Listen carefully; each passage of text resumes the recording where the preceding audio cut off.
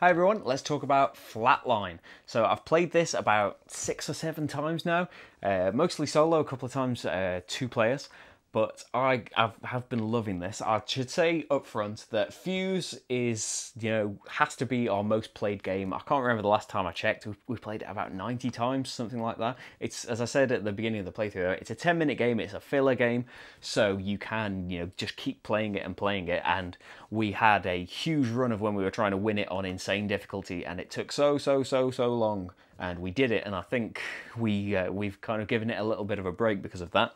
But anyway, so Flatline is kind of the big brother of Fuse, and it's definitely got that similar feel of the pressure that you're under, but it's a different kind of pressure. In Fuse, it's one great big 10-minute extravaganza of you're constantly under that pressure, and you're drafting the dice, but you need to do it as quickly as possible because you're holding the round up. Your decision time is stopping us getting onto the next round. Whereas in this, it's more the Project Elite thing where there is a timed phase that's really short and under pressure, and then everybody gets to breathe a little bit, plan out, see what happened, and then it's all going to kick back in again. So it's a nice little flow of putting you really under pressure because it's a minute. It's 1 minute, which is nothing at all.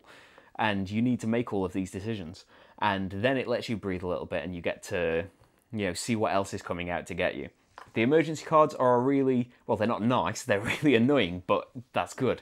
There are such big obstacles in the way of, taking more of these cubes off the power track and giving you fewer rounds, but forcing you to go to the recharge stations to try and get those cubes back. Putting more emergency cards out, if some of those trigger on top of each other and you're just filling it up with more and more, filling up these emergency things, everything is costing you dice, basically. When emergencies are out that you need to sort out this round, they are costing you dice, if you can even do them. When you need to go to the recharge stations to get more rounds, they are costing you more dice that you need to have on these patients. You can't completely ignore the blue cards either because they're just going to build up and really mess you up. When 4 are activating every round, it's just going to ruin you and you're not going to be able to do anything. So you really have to kind of prioritize based on what's come out. It's really engaging and gives you a lot to think about, which is kind of a downside when you only have a minute, but that's what's great about it.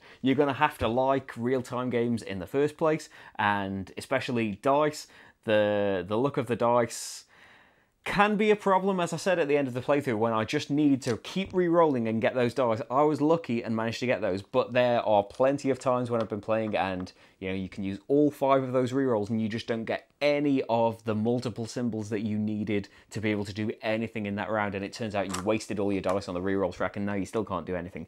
It's just dice, isn't it? There are ways to mitigate it. That I really like the idea that there are these cards that need to be handled this round. If you don't, they're going to go up here and they're going to be another reason that you lose. But if you do it, you can prioritize based on the dice you've got available and what you need to put here, but also what power you're going to get, because you're going to be able to get to activate that. Putting more of the covers on different sections and being able to get more dice, get free rerolls. All of the powers are fantastic and you desperately want them all, but how many dice are you going to sacrifice that you were going to put on the patients to stop those emergencies coming out?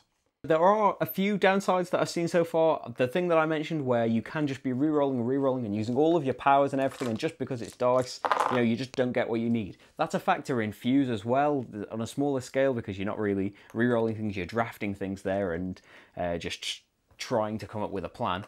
It feels like you're more at the mercy of dice in this, but that may also be because it's a bigger game. If luck is a huge factor in a game and it's only 10 minutes, it's not that much of a big deal if it turns out that we just couldn't roll what we needed at the very end. Like that does happen in Fuse when it's really getting tense and there are only a couple of cards left. Maybe you're the only player left with a card to finish and you're just desperately rolling it around. No, this means I need to take all of this off, roll again. No, take everything off. It can get like that, but it's only been 10 minutes. As bad as that situation could get, it's only been 10 minutes at the most. If that happens at the end of a 30, 45 minute game, it can be a lot more frustrating and annoying. That's just the nature of it though. I don't see a way out of that. It's not, like a problem with the particular way this game's been designed, just the fact that it's a longer dice game is going to have that issue with it. The components, while they are lovely and tend to be really lovely from Renegade anyway, the cubes are nice, it's nice thick cardboard, the patients as well are really thick tiles. There is, the board is a jigsaw, I don't know if you noticed in the playthrough, and the middle part is, the wheel is on a middle part of that jigsaw. I've noticed even in, what have we played it for, 6, 7 times? Even in those few times, the jigsaw, what would you call them? The pointy out bits of the jigsaw are starting to kind of fray and come apart already, just because of the jigsaw design. And a couple of the dies we've noticed, the things have rubbed off. I noticed that this game actually, that some of the things have rubbed off. It's not really an issue. It's not going to ruin the game for us. I do worry a little bit about how that jigsaw thing is going to last.